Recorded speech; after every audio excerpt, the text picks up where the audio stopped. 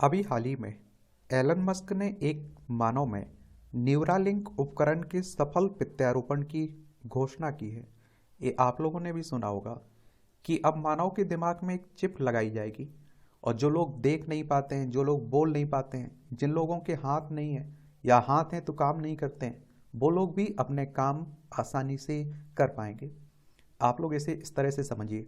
मान लीजिए कि आपका फ़ोन है और किसी व्यक्ति के हाथ काम नहीं करते हैं और वो चाहता है कि उसका फेसबुक ओपन हो जाए या यूट्यूब खुल जाए, कोई नंबर डायल हो जाए, तो वो दिमाग में जो सोचेगा ना, मोबाइल उसी तरह से काम करेगा। इस तरह से वो चिप आपकी फ़ोन से कनेक्टेड रहेगी। क्या रहेगी? कनेक्टेड रहेगी। और न्यूरालिंक की बात करें तो आप देखेंगे कि न्यूरालिंक कॉरपोरेशन एक न्यूरो टेक्नोलॉजी कंपनी है जो इम्प्लांटेबल ब्रेन मशीन इंटरफेस विकसित करती है और एलॉन मस्क के द्वारा स्थापित है ये। और इस कंपनी का मुख्यालय सैन फ्रांसिस्को में देखने को मिलेगा। 21 जून 2016 को इसकी स्थापना की गई थी।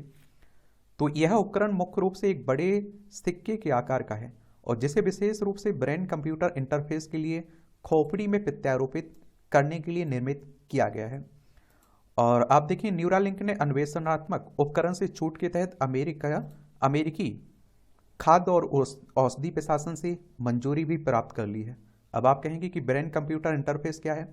तो यह एक तकनीक है जो नसों और मांसपेशियों जैसे पारंपरिक न्यूरोमस्कुलर मार्गों का उपयोग किए बिना ब्रेन तथा कंप्यूटर या फिर प्रोस्थेटिक्स जैसे बाहरी उपकरणों के बीच सीधे संचार को सक्षम बनाती है।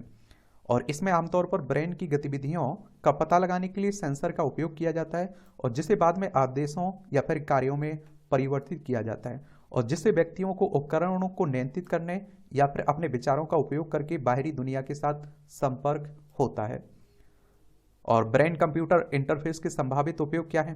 जो चिकित्सीय उपचार, तो तंत्रिका संबंधी विकार या प्रत्यक्ष रूप से ब्रेन से संपर्क कर मिर्गी, पार्किंसंस रोग, न्यूरो डी जेनरेटिव विकारों जैसी स्थितियों की निगरानी तथा उपचार करने में सहायता प्रदान करेगा। स्टॉक संबंधी सहायता, तो स्टॉक के बाद पेशी एक प्रकार की रिकवरी तथा सुधार में सहायता भी करता है। सहायक प्रौद्योगिकी, तो यह पक्षाघात अथवा पेशीय विकारों से पीड़ित व्यक्तियों को अपने ब्रेन का उपयोग करके प्रोस्थेटिक्स, व्हीलचेयर अथवा रोबोटिक अंगों जैसे उपकरणों को नियंत्रित करने में सक्षम बनाता है। लॉक इन सिंड्रोम, तो नेत्रों की गति को नियंत्रित करने वाली मांसपेशियों के अतिरिक्त लकवाग्रस्त से पीड़ित व्यक्तियों के लिए संचार में सुविधा प्रदान करता है। मानसिक स्वास्थ्य निगरानी, इसके उपयोग से अवसाद अथवा चिंता जैसे मानसिक स्वास्थ्य स्थितियों की निगरानी एवं प्रबंधन के लिए वास्तविक समय डेटा प्राप्त किया जा सकता है। और आभासी तथा संवर्धित वास्तविकता इंटरैक्शन, उपयोगकर्ताओं को अपने ब्रेन का उपयोग करके डिजिटल वातावरण से जुड़ने में सहायता प्रदान कर आभासी तथा संवर्धित वास्तविकता अनुभवों को बढ़ाने में सहायता प्रदान करेगा। अब आप सभी जानते हैं कि एक सिक्के के दो पहलू होते हैं। उसी तरह से इस तरह की कोई तकनीक आ रही तो उसके उपयोग भी हो सकते हैं और दुरुपयोग भी हो सकते हैं। तो चिंताएं क्या हैं?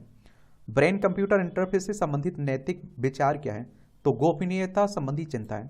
बीसीआई ब्रेन कंप्यूटर इंटरफेस संभावित रूप से ब्रेन के विचारों तथा भावनाओं को डिकोड कर सकता है। इस जानकारी तक अनधिकृत पहुंच संज्ञानात्मक गोपनीयता से संबंधित चिंता उत्पन्न करती है। अब आपको मालूम चलने लगे किसी सामने वाले को कि आप क्या सोच रहे हैं दिमाग में, और वो अगर वो जानकारी किसी और के पास जाए तो आपकी गोपनीय जो जानकारी है वो जाएगी। ये चिंता जताई जा रही। किसी भी अन्य तकनीक के समान जिसमें संवेदनशील डेटा का संग्रह या भंडारण शामिल होता है, बीसीआई के उपयोग में हैकिंग तथा ब्रेन के डेटा तक अनधिकृत पहुंच संबंधी जोखिम होते हैं, जिससे उपयोगकर्ता की पहचान की चोरी अथवा अन्य दुर्भावनापूर्ण उपयोग की संभावना होती है। मान लीजिए मेरे दिमाग में कोई चिप है, इस तरह की चिप लग जाए, अब उसमें स्टोर हो रही है सूचना, उससे चिप को कोई हैक कर लेता है, तो आप सोचिए कि ये भी चिंता जताई जा रही है। न्यूरो सिक्योरिटी, ये आप देखते हैं कि किसी व्यक्ति के विचारों अथवा कार्यों पर अनधिकृत नियंत्रण अथवा हेरफेर करने के लिए बीसीआई के उपयोग करने का जोखिम भी है। समानता और पहुंच, तो आलोचकों का तर्क है कि यदि केवल विशिष्ट सामाजिक आर्थिक समूह ही इसकी उच्च लागत के कारण प्रौद्योगिकी का खर्च उठा सकते हैं, तो बीसीआई मौजूदा सामाजिक असमानताओं को बढ़ा सकता है और इससे संगठनात्मक विभाजन की स्थिति उत्पन्न हो सकती है। अब इस तरह की कोई तकनीक है तो वो तो स्वाभाविक सी बात है कि महंगी होगी, तो जिनके पास पैसा होगा वही उठा पाएंगे इसका फायदा। चिकित्सा और चिकित्सीय अनुप्रयोग, तो बीसीआई की चिकित्सीय उपयोग और सामान्य संज्ञानात्मक कार्यों के लिए खतरों के बीच अंतर करना व्यक्तिपरक है। और न्यूरो एथिक्स और न्यूरो प्राइवेसी, तो बीसीआई की चिकित्सीय और सहायक अनुप्रयोगों को परिभाषित करने वाले नैतिक ढांचे की स्थापना करना और इससे जुड़ी गोपनीयता, सुरक्षा तथा सहमति के मुद्दों में सुधार करना। पारदर्शिता और सूचित सहमति, तो उपयोगकर्ताओं के बीच जागरूकता सुनिश्चित करने के लिए बीसीआई की क्षमताओं और सीमाओं और संभावित जोखिमों के बारे में पारदर्शिता को बढ़ावा दिया जाना चाहिए। और जो बीसीआई की बात हो रही है ना, तो ब्रेन कंप्यूटर इंटरफेस की बात कर रहा हूँ मैं, ये जरूर याद रखिएगा। और इसमें आप देखेंगे कि न्याय संगत पहुंच, तो डिजिटल और संगठनात्मक विभाजन को समाप्त करने की पहल को लागू करना ताकि यह सुनिश्चित किया जा सके कि बीसीआई विविध पृष्ठभूमि के व्यक्तियों, विशेष रूप से शारीरिक और मानसिक विकलांगताओं का सामना करने वाले लोगों के लिए पहुंच सुलभ हो। शिक्षा और जागरूकता, नैतिक प्रथाओं को सुनिश्चित करने के लिए शोधकर्ताओं, स्वास्थ्य देखभाल पेशेवरों और आम जनता हेतु शिक्षा तथा प्रशिक्षण प्रदान करना है। तो इतनी जानकारी आप लोग इस चिप के बारे में जरूर रखिएगा, न्यूरालिंक।